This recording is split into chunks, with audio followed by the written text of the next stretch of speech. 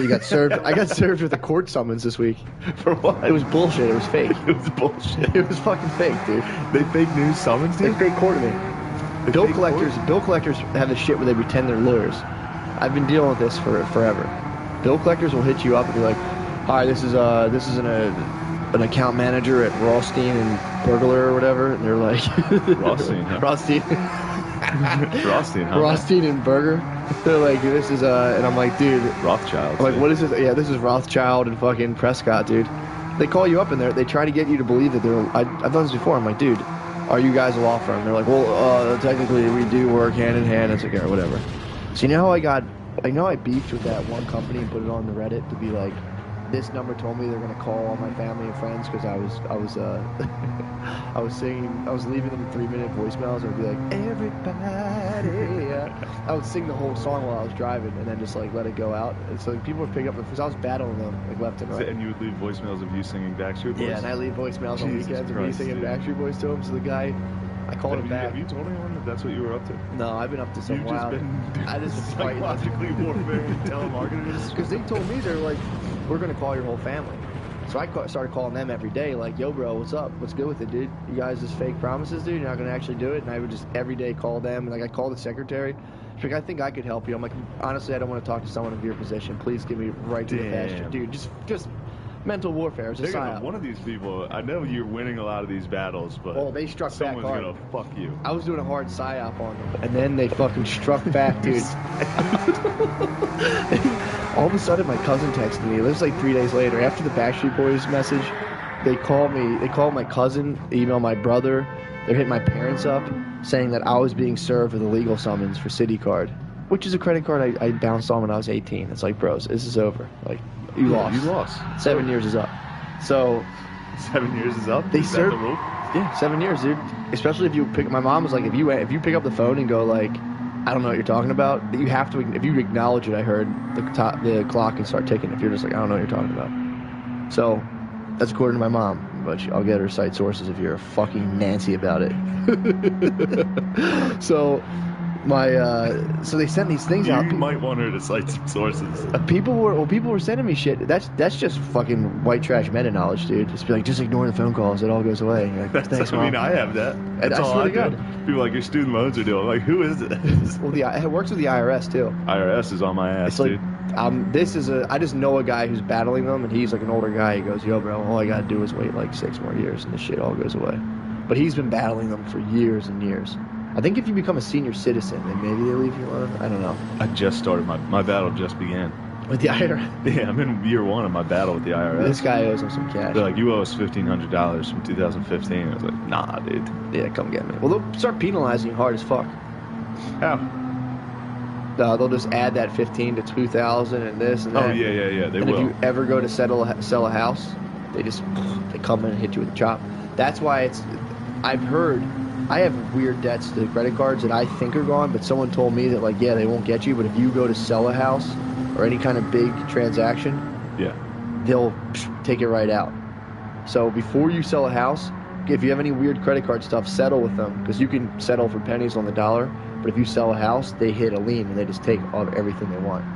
Whew. So you're just a hot potato. If you're debt, people are selling you debt and passing you around and hoping they get to cash in on you. So either way, but they told my cousin, like, that I was being summoned for court and that I was denying, and basically I was on the lam.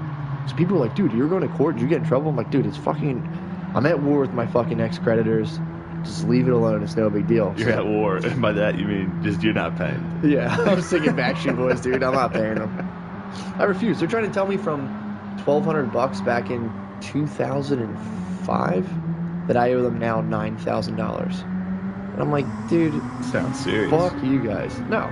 Every time they call me, I'm like, nice, dude, thanks. I'm good. I'm glad it's growing. They're like, it's not an investment. It's not an investment. It's just debt. You keep saying, no, continue my growth in my portfolio. It's my portfolio, dude. It's negative $9,000. Man, But that's such the, a funny way to handle that. Oh, dude, People it's- debt collecting and be like, nice. Please keep that rising. Let's That go, sounds dude. Great. Good Let's job. go. Let's see what we can get in Q3. And they're like, this is not even, it's Q1, dude, all right? But they, so then they called my cousin, because I used to work for a company called Cider Mill Services doing demolition. My cousin has a company called Cider Mill Services that's landscaping. Cider Mill Landscaping. So they fucked up on my W-2, so Cider Mill geeked out, being like, we talked to your employer, we're going to garnish your wages. First of all, I don't work for either of them anymore.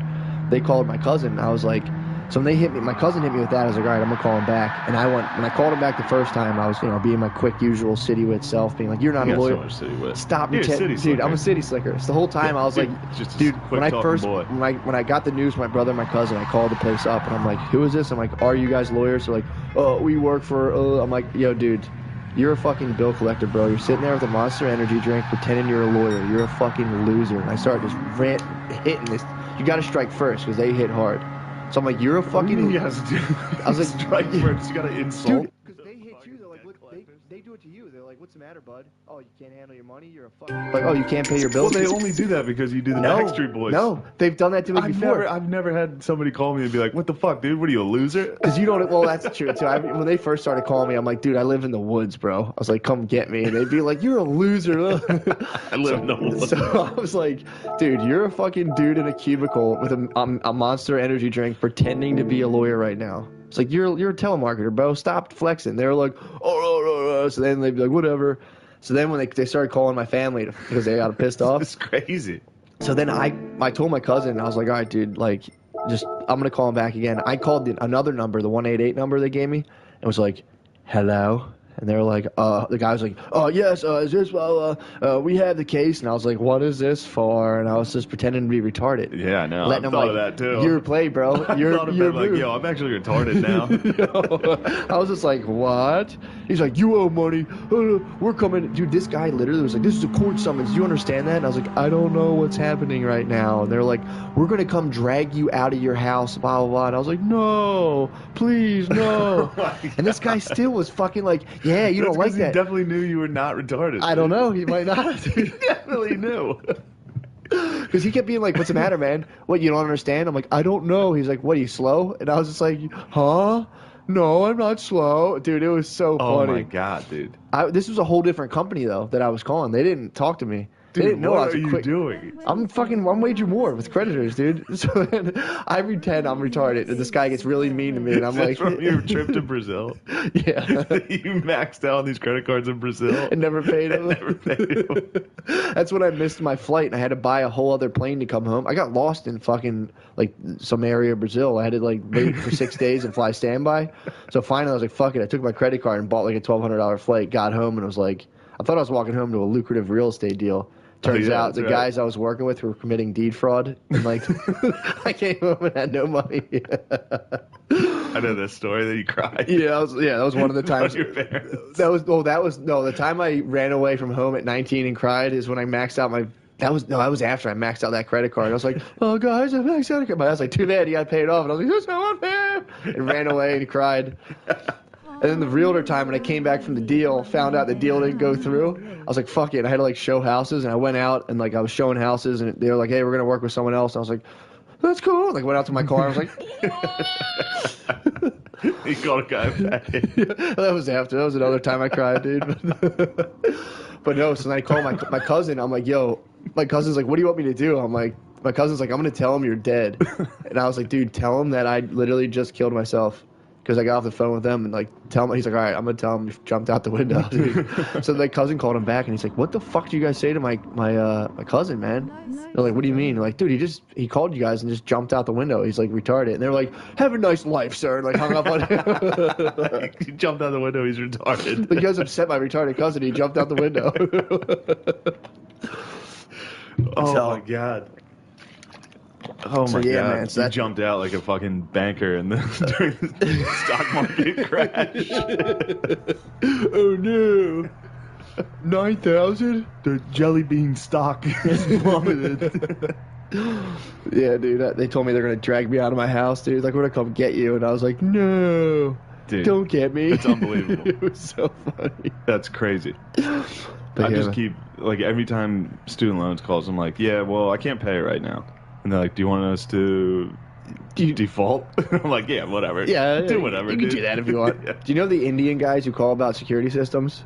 Yeah. They do it to my Indians little. call 'em- I get phone calls from Indians nonstop. Dude, my little brother drives a truck all day, so he drives around. He has his little Bluetooth thing on. He's got time. When they call, he's got time on the road all day. So they're like, "Would you like to talk to a specialist?" He's like, "Yeah, put him through." They're like, "Oh, hello, sir. Would you like a home security system?" And he's like, "Yeah, you know what? I probably need it. It's when my dick is inside your mom. I don't hear a lot of stuff, so I would be fucked."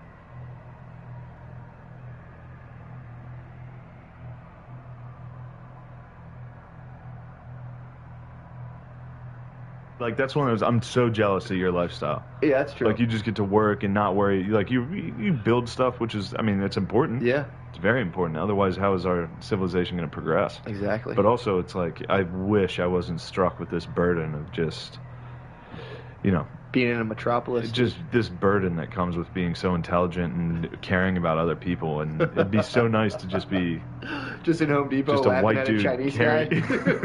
This guy was holding a box, being like, "Oh," and this lady was just like, "I don't know what you're saying, sir." And he was like, "Oh," and he tried to like, there was separate products. Yeah.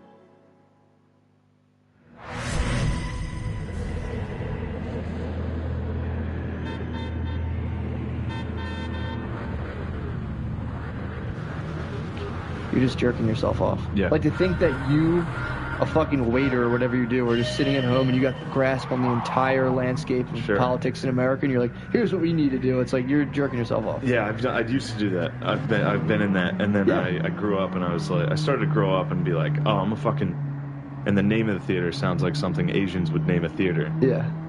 Should I just say? I mean, who cares? Might as well. You're banned anyway. There's a good comedy. Like, it sounds fun. It's funny, and then I'm like, Yeah. No, I can't stop thinking about. The only thing I'm thinking about is last night. Oh That yeah. show. That's you the only got a thing worm on my in your mind. brain. I can't. So Dude. last night I did a show at a local theater, Mhm. and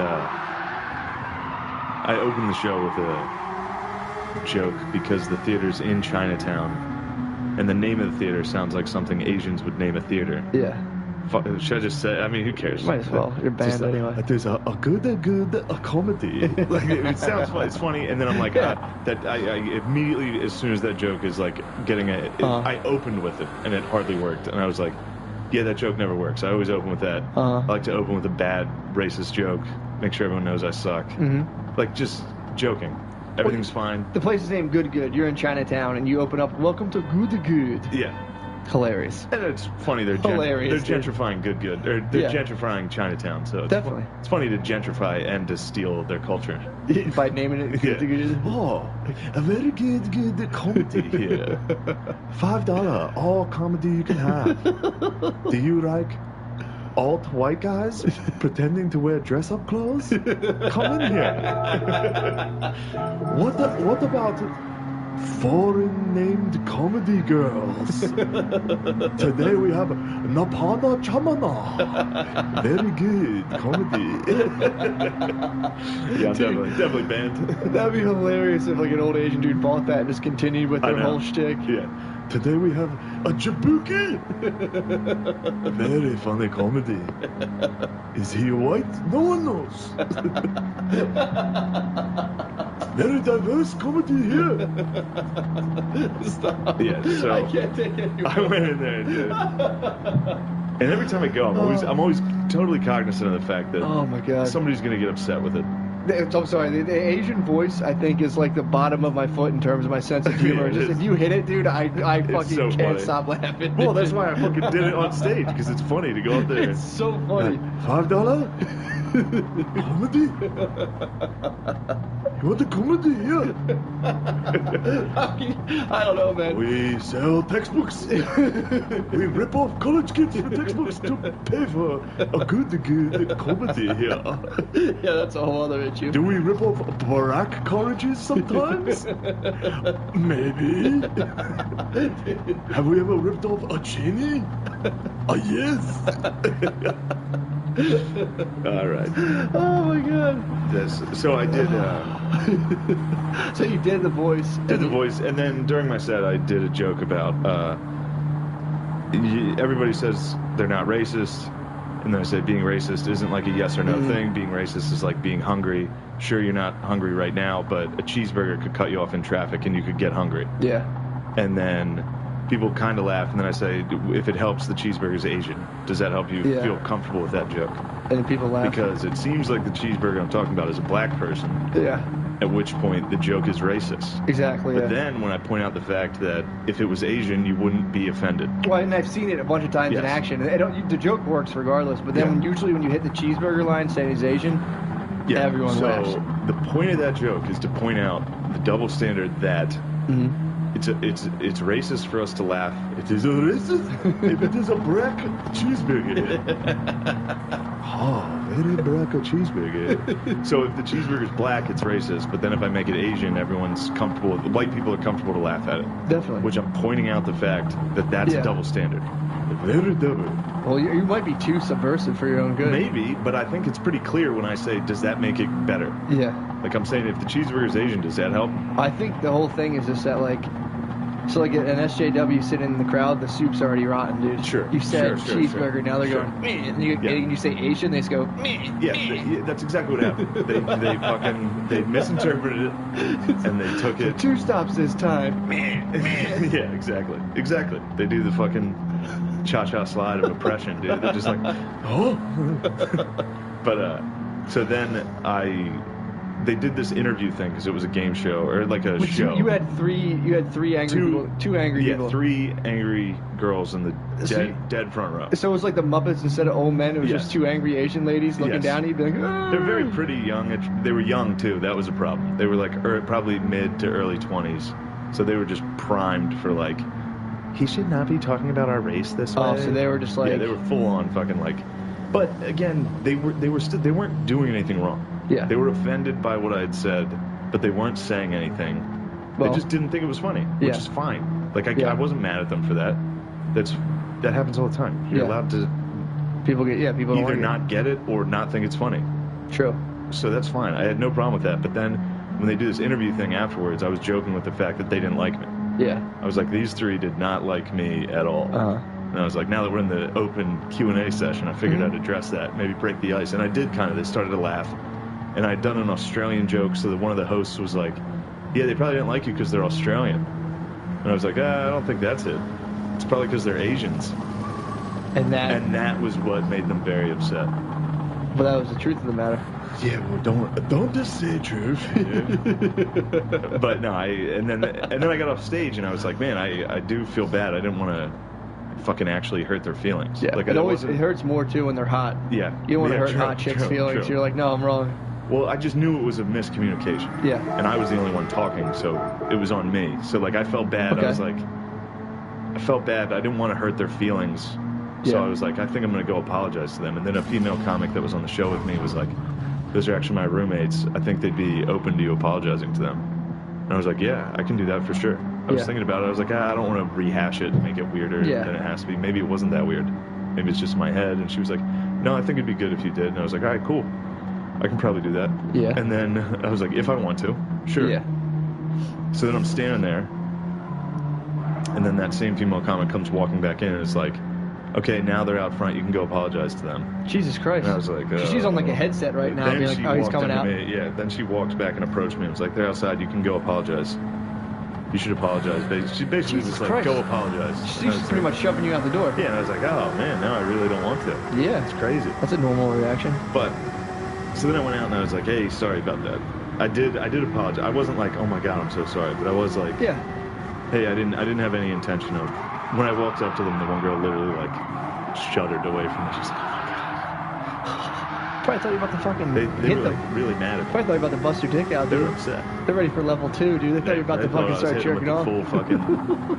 So then I was like, guys, I was like, I didn't mean to do that. I was like, oh, so sorry. No, I didn't say that. That would have been sick. But no, I was like, sorry. I didn't mean to fucking get you guys fired up. Yeah. I didn't mean to offend you. I was just telling. Sorry. Yeah. I didn't mean to hurt your feelings. And they were like, well, you expected us to like sit there and I was like, look, you don't have to accept my apology. Yeah. I'm just saying sorry. Apologies on the table. Goodbye. Nice. Like, see ya. And then you should have bought them some candy. Not apologize. I think I should have gotten sweet treats. Got a sweet treat. Like, here you go. Do you think they were like? But then. That sucks. So you're forced to apologize. Basically, they're like, they're It was just like, all right, well, let's fucking debate, right? Well, see, the thing that sucks is I was going to apologize on my own. Yeah, and you got bullhorned. And then someone came up and was like, go apologize right now. And it's like, well, now I'm apologizing for something that I've never had to apologize for those jokes in my entire life. Yeah. Not my entire life, but you know what I mean? Since I've been telling them. Which That'd has be been funny if you were years. like, I do that every single time in my act, and then now you have to stick to like an Asian voice in your act every single time. For sure. So then somebody that was at the show, somebody who... So this is run by Good, who used to do digital graffiti and be like, this show's genius, this show's awesome. Well, and I don't know if they ever called it genius. Yeah, I've had it before. It's like, dude, this show's great, that show was awesome. So maybe not genius, quote unquote, but they're like, dude, awesome, this show's great, blah, blah, blah. So now you're telling me that was, what, last year? Maybe 2. 2 years ago. Year and a half, 2. And now times have changed, man. Things have changed. That's a quick change, dude. It was a sudden That was change. the whole point of digital graffiti, to be as effective as possible. Yeah. But then I get home and read this Facebook message. Yeah. Actually, I didn't read it. It was sent to me. This was clearly, I mean, it's vague because that's how these people operate. Yeah, in the shadows. They'll like obviously criticize you, but not name you. Yeah. And then be like, it wasn't about you. Yeah. So anyway, an hour after that show ended, somebody that was there, he said, giving a pass to a racist, sexist, homophobic comedian because they're, quote, good at comedy is like giving a pass to a racist, sexist, homophobic politician because they're good at politics. Oh, a very wisdom. A very good wisdom. Yeah, it's lame, dude. Nah, that sucks. But that does. Well, so that's been bothering the fuck out of me. That'll piss me off, it's like, man, every time I see the guy who wrote that, I try to be friendly. I mean, I get it. He doesn't fucking like me. Well, I don't. Anytime people don't like me, that's true. Yeah, it bothers the fuck out. Well, the onus is on you too, because like we're currently the Monstars right now, dude. Yeah, and like. Yeah, you can't. Yeah, it's not like they're gonna be like, hey man, things are weird right now. There's zero chance he would ever be like, look. Well, if he needed something from you, sure, he would be like, you're the best, you're the great. But it's like, if you have more credits, not a problem. If I had the textbooks. Yeah. But yeah, it sucks. I mean, now it's definitely not going to ever resolve itself. I'm sure they'll get their weasel mitts on this, but sure, of course. Yeah, it's just been a bummer because I've tried every time I'm there to be friendly with him. Yeah. Well, dude, you could literally. But it doesn't matter. It all depends on. On stage, I'm racist and sexist and homophobic. Exactly. So, I mean, dude, it's brand over common sense, and his brand is to be an ally. Mm-hmm. Their brand, excuse me, the club, the theater's brand is like, this is, they're not, that type of comedy isn't meant, and by that type of comedy, I mean, if it's coming from a straight white guy. Exactly, yeah. If I was anything else saying exactly the same set last night. If anyone complains, you know what I mean? Like, if they had, it's just that's their product. You go in there, and that's what it is. Mm-hmm. So, but I mean, it's not even about if you were friends or whatever, it's like, even if you guys were best friends, as soon as people were like, I don't like him, you could have paid for the whole theater. Sure. And as soon as people were like, I don't like him. I got my name on that plaque. Did you really? Yeah. That's sick. It'd be sick if I got blacked off of it. Probably will. It'd be fucking sick. Someone's gonna fucking color you in. This on blue. I'm already regretting the first part of this. Really? Yeah. You get antsy? But it just sucks. It sucks does. That it's you're the bad guy no matter what, so. I'm gonna be the bad guy, but it's whatever. That's how it goes. Yeah. I'm at Bananas Comedy Club regardless. Still fighting your fight, dude. I'm at fucking Hartford, Connecticut Funny Bone this weekend. Well, I just wonder if they'll actually hit you with the big band. I mean, I don't care if they do. Yeah. I don't think I've really ever been paid for doing comedy at that show or that club. And well, we got paid big time for our show. No, we didn't. We used to get like $30 every time we packed it out. That was sick. Every time we sold it out and brought Big J Okerson into there. Literally brought Big J Okerson to our show. Yeah. I brought some decent comics. I brought Rich Voss there. I brought Big J Okerson there. Yeah. You fucking homophobe. And if you bring Big J, who's pretty much constantly homophobic, sexist, and racist throughout his comedy, and Rich Voss, who's clearly homophobic, racist, and sexist in his comedy, and you're happy to receive them. Well, I'm telling you, man, all you need is more credits. That's interesting. Yeah. Dude, supporting them is like supporting a politician who's racist, homophobic, and bigoted. True. They should. Duh. Yeah. It's very clear. Tony, if you have more credits, you're good. All you need is credits. Yeah, to crush all it's that. tough to get credits. Well, because I suck. And don't make fun of Asians, dude. True, I'm gonna stop making fun of Wait Asians. till you get on TV then and then just fucking let it rip. Well, I don't make fun of Asians. No, I know. The thing wasn't. I mean, it was funny too because I was like, if I bring this up on our podcast, yeah, all you have to do is listen to any one of our podcasts and be like, oh yeah, he's pretty great. I tone it down so much on stage compared to this. Well, I mean, plus too, you get a lot of people on stage, and I mean, this is a classic role reversal and it never works. But there's like, I watch black comics all the time make fun of do white guy voice, and I'm always like hilarious. Yeah, love watching black dudes do white guy voice. It just makes me laugh. Oh my god, it makes me laugh so hard. Well, hello. Yeah, like officer. Yeah, it's always like calling the cops. Well, like, I don't. I realize there's no correlation. The correlation's very thin between black comics making fun of white people. It's foggy. But there's enough people, every single comic, like literally saying white guys are evil, and it doesn't seem to be that much of a joke in it. You know what I mean? Like people go on stage and be like, "Straight white men should not be in power," and it's like, all right. If I started fucking talking about like Rupert Murdoch and all that shit, people would be like, "Yo, bro, chill the fuck out." Yeah. But I mean, that's just what it is. But man. there were people that were upset. Because you said a good. Because I said, welcome to a good comedy. But, it wasn't a big deal. No. And I was wrong in that they were upset about it. They probably were charged. They probably went Super Saiyan mode on Facebook, all caps, outraged. Yeah, they were definitely, they were reaching to get offended on that. They were reaching. This one, sweet. A little like anime teardrop hit the corner of their head, like. I would just stand there like, oh, the fucking. All the stripes came behind. The background behind me, just like, whoa. Yeah. Oh, see, that's funny. It is funny. That's hilarious. But some places, it just. Yeah. I don't know. It sucks because it happened. It all changed with the political climate. Yeah. If Trump didn't win, when I first moved here, everything was cool. Yeah. And everybody got along and everything was fine. And then politics and all that, like political correctness and people being anti-politically correct and like, because both sides are not equal, but both sides are pretty wrong on a lot of shit.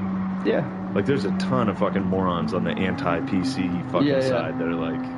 Well, it's just the whole thing's just like a self. So it's like a self-calibrating mechanism. It's like you have weirdos on the left and right, and they have to just kind of argue so that this doesn't fly off the rails either way. And especially in comedy, where 95% of these people are complete fucking weirdos. Yeah. And I mean, I'm sitting across from a guy who comes on his own laptop. Exactly. Who seems pretty normal. Yeah, and that's the thing community, too. You're actually normal. I'm like really well keeled among comedians, and it's like.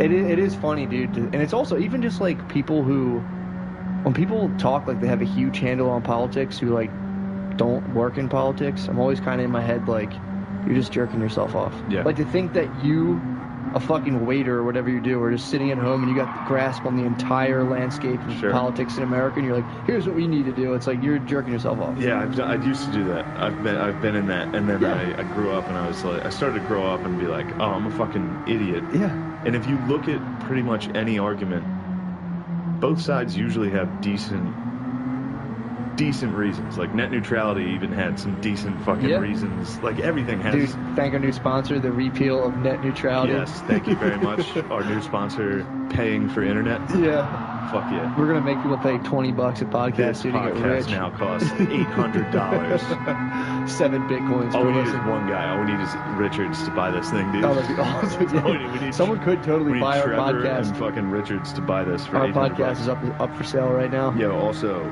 shit. But that's been back to that fucking bullshit that happened to me last night. I know. Can't get it. I won't let that go for a while. You shouldn't, man. And then people will be like... Someone bullied you about your art. Somebody will listen to this and call me a dickhead, and I'll be like, listen, I'm so sorry. Yeah. I'll apologize to whoever confronts me about this. You have to. I gotta work on that. I gotta work on not apologizing. Just sticking to your guns. My sister was making fun of me for that. The whole last episode, I apologized after every single thing. Oh, it's funny, too, when I thought about that afterwards, I'm like, damn, dude, Katie's right. You gotta rip it. I know. Well, if I... And then as soon as I apologized last night to those girls, when I was like, listen, I'm sorry about that. Then I am complete, like I'm agreeing that I was wrong. Now you're wrong, yeah. I was like... Well, it's not that. It's just, It's weird because they would love to believe you're like super one-dimensional and you just walk around being like Asians, black people, fucking Muslims. And it's like you're just making jokes, and then in your day-to-day life, when you know somebody's upset with you, it bothers you. Yeah. Because you're not a sociopath. So now you got to, so you just won't. I do the same thing. I walk into a room and I'm like, fuck, man, I have some weird shit with this person. And it's just like, you just would rather be like, hey, what's going on? Sure. And I've done it a couple times. It doesn't, you know what I mean? And eventually it just comes back to me apologizing again. Yeah, but there's a whole other set of factors too, because it's like, I can't even explain, like, you having to apologize is almost like bedrock to their social interaction. You know what I mean? Mm-hmm. To like that whole thing, to where like, it's not like that their whole Saturday nights revolve around that, being like, and then these Asian girls got mad and I forced Shane to do this, and it's like, you run a fucking comedy club, dude.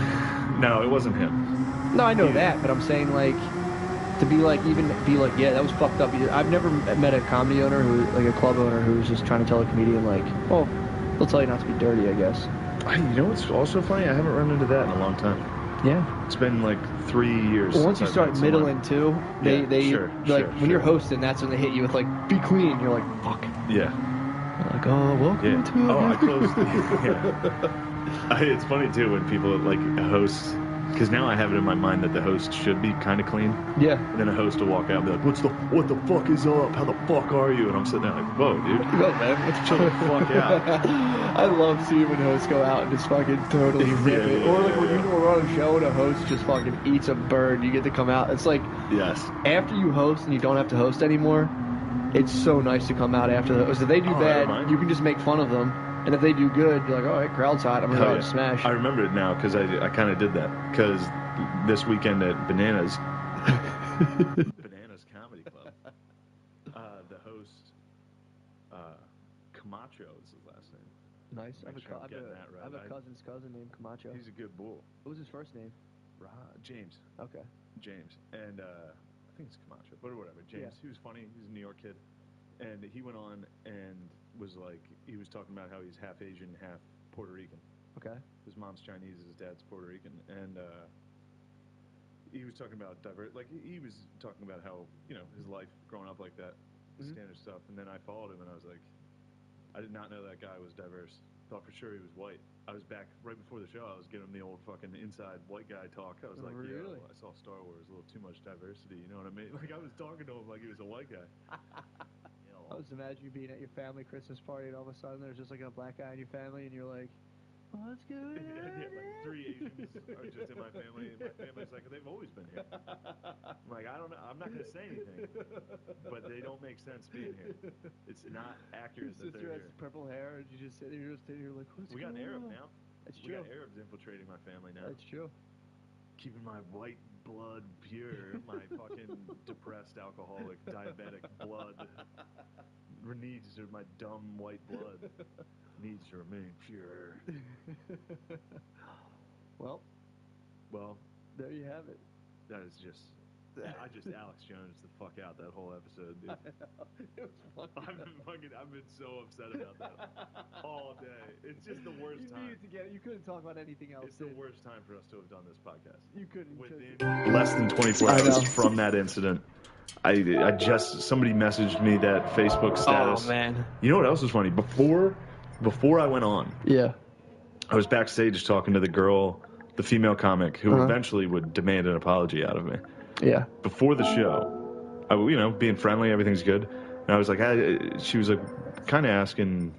I was like, I might have said like, I don't feel like going out there. Yeah. Like, I don't want to do it. And she's like, why? What's wrong? And I was like, I don't like performing at a place where I have a feeling. Like, I just get the feeling that everybody in here fucking does not like me. Yeah. Like, the comics I see, the comics that hang out there, the owner, just doesn't. Yeah. I know the owner doesn't like me. Yeah. And just when you see other comics that are like wanting you to fail. Of course. So it's hard to do stand up for people that don't like you. Yeah, especially in a crowd that's geared not to. Especially in a crowd that's like, he better not be offensive. He's a straight white man. He's lucky he's here. Yeah. If he's not being silly, he better not be straight and white. Yeah. The only way you can be white on that type of stage is if you're like wearing a tight sweater and being a complete pussy. Yeah. And making feel like I suck my own dick. Actually, sorry, that was a bad example because it's a real example. And from a funny comment, but before the show, I was like, yeah, I don't like performing places where I feel like people don't like me. And she was like, yeah, I feel that a lot too. And I was like, yeah, once you realize that no one gives a fuck. Yeah. Once you realize like you're not important enough for people to care. Yeah. Which is normally the case. Then it doesn't matter. You realize you were just being dumb. You're in your own head because no one gives a fuck. Yeah. And then I was like, but usually what happens is I'll go out there and talk a lot of shit, like call everyone dorks, make fun of them for being liberal, make fun of it for being a safe space, and then it does well, it works, and then as soon as I get off stage, I feel bad about it. Just because what else can you do? Feel bad about it, and then usually somebody hits me with a vague Facebook post. I called my fucking shot. I 100% said that. Wow. And then I, of course, go on stage, was a little heavy-handed with the Asians, get off stage, felt bad about it. Got hit Come with the home, Facebook get post. hit with a vague Facebook post. At Hammonds, we're passionate about bringing order and calm to everyday lives. Our design. Joe Rogan Podcast, check it out. The Joe Rogan Experience. Train by day, Joe Rogan Podcast by night, all day. All right, we're up. Thanks for coming. Good to see you guys. What's happening? Are you going no headphones? Oh. Keep the dew? I'll do that. I'm not quite sure what they add, but yeah. Okay. There we go. All right. The goal of this is every time I see people that disagree with anything that's happening, any gigantic world events, it's one of these retarded shows where they're screaming. There's the word again. We brought it. Yeah. We were just talking about that. You did it early. The word retarded is back.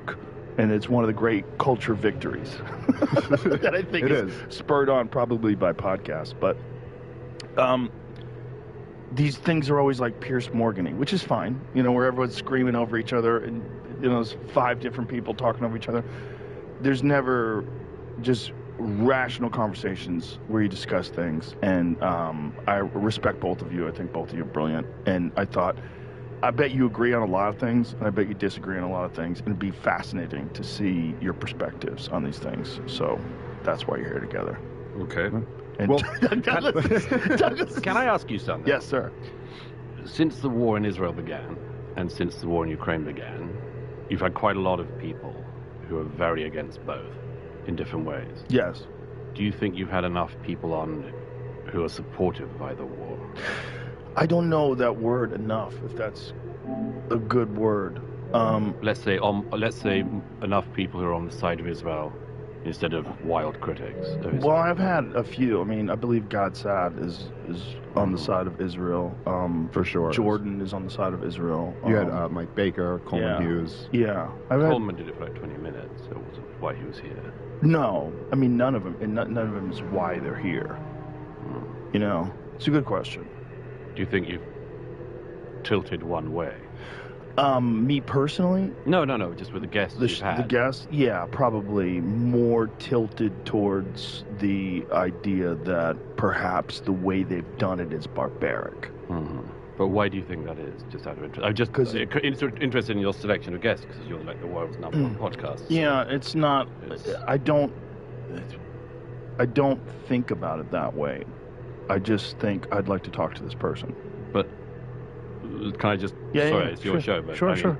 If you're going to interview historians of the conflict, or historians in general, why would you get somebody like Ian Carroll?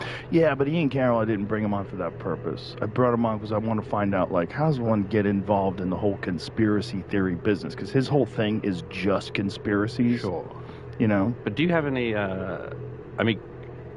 there's been a tilt in the conversation, in both conversations, in the last couple of years. And it's largely to do with people who have appointed themselves experts, who are not experts.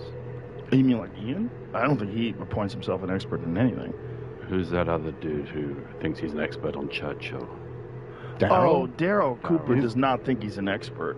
In fact, I think it's everybody else is always calling him an expert, and he's like, I'm just a history Have nerd. you ever absorbed any of his material? Have you ever consumed any of his podcasts or anything like that? I tried. Yeah? It's pretty hard to listen to somebody who says, I don't know what I'm talking about, but now I'm going to talk. Or I don't know about this, or I'm not capable of debating this historian, but I'm going to just tell you what I think. Yeah, but that's not I think that's exactly a little that's bit not out of exactly what context. Daryl was saying. I mean, Daryl's point of view, however you feel about this, what Daryl was saying is he doesn't really like doing debates. He likes to do long format stuff where he can really explain. But if you throw a lot of shit out there's some point at which just raising questions is not a valid thing. You're not raising questions. You're not asking questions. You're telling me something. Do you think Daryl's doing that? I think there's a whole bunch of guys doing that. I think Dave is doing that, very obviously. Dave's a comedian, but he's now mainly talking about Israel. No, I don't know if I'm mainly talking about Israel. That's all I see you on the internet doing. Yeah, but that's you. Well, that might be what you've seen. It's but just I don't you think that's. consuming clips. But that is also your shtick now, isn't it? Well, what do you mean by that's my shtick? Well, you're not a geopolitics guy in general, are you? I don't even know exactly what you're asking. I'm saying you've decided, being a comedian, you've decided now to become somebody who talks about Israel. I think you're incorrect. I don't think it's a decision. I just think you have long-form conversations, multiple of them. It's a huge event that's in the news, so it comes up. I don't think it's a thing. I think if you're on the outside, you'd say, oh, look, they're trying to get attention by talking about this very polarizing issue publicly. That's you do get attention. If you'd spent the last year speaking about Myanmar, you would not be on my lips. Yeah, but he does talk about Yemen constantly. He talks about a lot of things that aren't in the news. Well, I tend to talk about the conflicts that my government is directly involved in, which I think is reasonable to me. But I don't quite get, like, what's all the appeal to authority stuff? I mean, would you have to be an expert? No, I think authority matters. I think authority matters. I think that if you just throw a lot of shit out there and then say, I'm not interested in the alternative views of it. So particularly when it's a counter-narrative that is wildly off. And when you get people, look, I just feel, we should get it out straight away, I feel you've opened the door to quite a lot of people who've now got a big platform who have been throwing out counter-historical stuff of a very dangerous kind. You mean Daryl? Are you talking about Daryl? Daryl, who's the other one? I don't think Daryl has Derek, I don't think there's anything dangerous about what's the other what guy? Derek, what's his name? Cooper, is it? Which one is it? No, it's Daryl Daryl Cooper. Cooper. Who's the other one? There was one I just checked on the way here. Daryl Cooper, and then... Oh, yeah, Daryl Cooper, Ian Carroll. Look, these guys are not historians. They're not knowledgeable about anything. No one's calling Ian Carroll No, but then why listen to their views on Churchill? Daryl is incredibly knowledgeable. He's not. Yeah, he's not. Why do you say wildly... Several reasons. One is, when he was offered to debate the current greatest living biographer of Churchill, he said, I can't, because he knows much more than me, and I admire his work and I've learned from it, but I can't possibly debate him. That's Andrew Roberts. But you don't have to be able to debate people to have opinions. No, on you things. don't have to debate people. If it's not your thing. But if you, for instance, but if you say, I've decided that Churchill is the bad guy. It's not what he said. It's not what he said. It's not what he said. Neither Carroll nor Cooper have said that? Well, listen, I don't know what Carroll said, but Daryl Cooper has not said that. What he said was he jokes with his friend Jocko, who's an Anglo-Saxon. He jokes with him. You know, I think that Churchill was the secret villain of World War II. And what he's saying is, by Churchill's actions, the war escalated. He's not saying anything. He's not just asking questions, is he? No, but he's got a point the claim of view. isn't that he's just asking questions. Yeah, he has a point of view. You can explain this better. He literally says he he's said joking. in the comment, he goes, listen, I'm being hyperbolic. And then he once again disclaimed, he goes, and I'm not claiming Churchill committed the most atrocities, was the worst part. But in many ways, I do view him as the chief villain, as my hyperbolic, provocative statement. But what's Douglas, the point of that? well, okay, but Pat Buchanan wrote an entire book on this. Is he not allowed? Is he not an expert? Is he not allowed to be interviewed? He's certainly not an expert. He can be interviewed. I've watched Pat Buchanan debate. I watched Pat Buchanan debate against Churchill historians, and he was absolutely leveled, because he doesn't know what he's talking about. When did Pat Buchanan debate and get leveled? About 20 years ago. I'm just curious. He debated against Andrew Roberts and several other historians at Intelligence Squared in London. I was there. He didn't know what he was talking about. He had a contrary view, and it was interesting and stimulating to hear.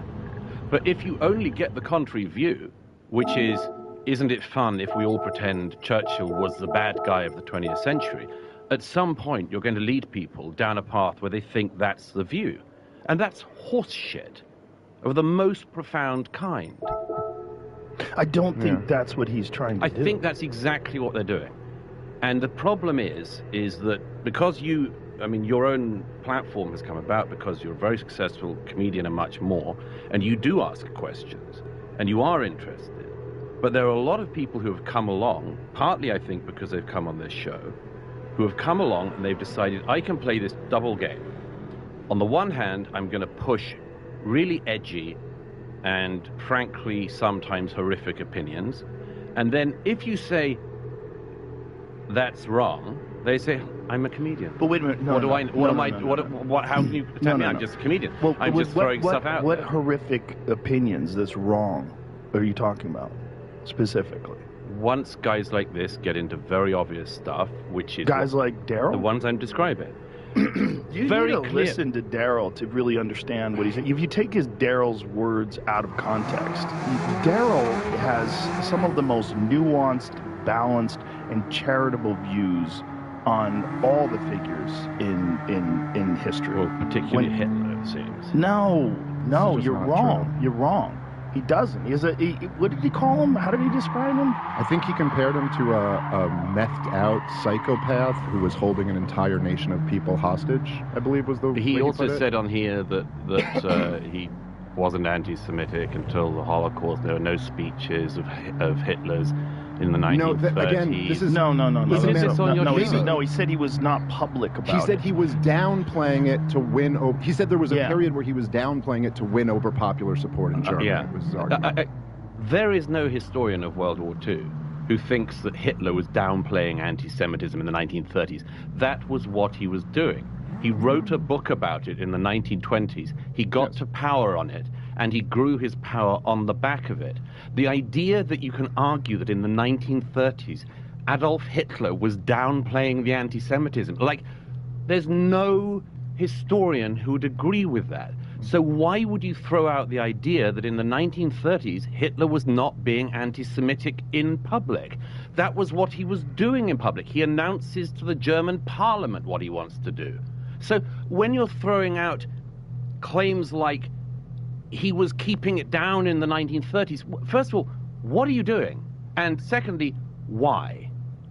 Okay. I mean, I think that it's kind of hard because I don't even know exactly what Daryl's point on that was, and so I'm not really in a position to argue what he was saying there. I don't think you're giving him the most charitable interpretation. I don't need to give him the most charitable interpretation to be able to see what he's doing. Okay, I think you're straw-manning him, I should say. Look, anyone can look up what he said on this show and others, what these two guys in particular have said on repeated podcasts with both of you.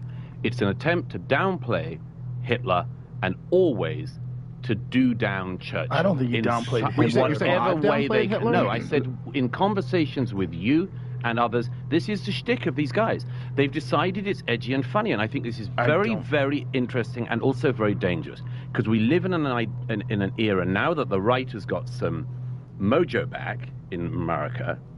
We saw years of crazy left overreach, where they tried to make us all say the craziest things. And completely predictably, there are now figures on the right playing with really dark and ugly stuff on their side. I agree and with they that. are mainstreaming I don't this, think and I Daryl's think it's doing that. partly being mainstreamed by the two people I just described. And both of you have kept speaking to these people, and you don't get on the historians who know about this. And that's just alarming to me. Well, can I just say, because I kind of do agree with part of what you said there. I do think it is true that almost as a reaction to the woke insanity that we've on the left, and I think nobody's been a more effective critic of that than you. I do think there has kind of been a right-wing reaction that has embraced racialism and is dangerous and not a good path to and go now down. they're flirting with Holocaust denial and Hitler and absolving Hitler of blame and much more. I think you're wrong to include Daryl in that group. Now, the other thing is, I'm sorry, because maybe I'm misunderstanding what you're saying. You're saying people that I've had conversations with have downplayed the Holocaust? Well, who are the two guys? I Daryl just told Cooper, you, Cooper and the other. Ian Carroll. I've never podcasted with Ian Carroll. I have podcasted with Daryl Cooper once, and he absolutely did not downplay any of the Nazi atrocities at all. And I think that if we're zooming out here a little bit, maybe this is kind of part of the disconnect. broadly speaking, in American culture, the idea that it has not been driven into people enough that the Nazis were bad and that Adolf Hitler was he is literally the modern devil. He is much more so than the actual devil. Adolf Hitler is what's viewed as the most evil thing, to the point that, I mean, just my entire life growing up, if there was a guy who sold soup on Seinfeld who was like authoritarian, he's a soup Nazi. Right. Everyone was Hitler. The left called George Bush Hitler, and they called Obama Hitler, and they called Trump Hitler. Yes. Every single enemy that we've gone to war with, always called Hitler. Saddam Hussein's the new Hitler. Muammar Gaddafi's the new Hitler. Putin's the new Hitler. It is so the idea that like we haven't driven into people enough Adolf Hitler was a really bad guy. I'm not saying that at all. I'm saying, just as the left likes to play with very dark, ugly stuff, and they've done it for decades, they have played down Chairman Mao's murder of the Chinese throughout his era in power. They played down Stalin. They still march on occasion with posters of Lenin. They've spent decades trying to do down evils that were done on their side. And I would suggest that one of the things that is going on at the moment is, despite, or maybe because of what you just described, there are movements now on the right in America, subcultures, including people who follow both of you, who are very interested in playing with this absolute beyond the pale thing. Why somebody like Jake Shields wants to play around with Holocaust denial? Why? I can't answer for Jake Shields. I don't know. No, why do you think? I have no idea. I think a lot of people get captured by audience capture. Captured by their audience. Yeah, I think that's the thing. You get a lot of positive reinforcement from a bunch of twisted people. Well, it's also, I mean, there's something about, Michael Malice had that great line. He goes, when you take the red pill, you're supposed to take one and not swallow the whole bottle. Yes. And I think there's like this dynamic. What happens is, and of course, people know the red pill is the analogy from the Matrix. The idea that you wake up to realizing that so much of the stuff you believed was bullshit propaganda and is all lies. And this is a real danger when the establishment and the institutions are all caught with their pants down, having sold a bunch of very consequential policies based on lies. And then once people realize that, they go, well, what else have they been lying to me about? And then they almost want to look into every single thing and go, yeah, I think the whole thing was lies. Now, I agree with you. There's danger in that. And I think that there are some things that then people jump to conclusions that are totally wrong. But I guess I tend to look at that and go, well, then maybe the people with power, not random podcasters, but like the people with real power, should do a better job of not lying through their fucking teeth about everything. Well, maybe you have power. Maybe you have power, both of you. We live in an era where podcasters have a lot of power. If you go on a podcast with Jake Shields, and Jake Shields goes on to another podcast and says he doesn't think 6 million Jews were killed in the Holocaust, what do you think's happening there? That's an exercise of power. Okay? And I agree with you about the breakdown of trust. Absolutely. We have lived through an era where, in real time, we saw something called a conspiracy, the Lab Leak, which turns out to be true, as you and others said it might be from the beginning. I find that to be very racist. And against Joe? Both of you. It used to be racist when we were saying that the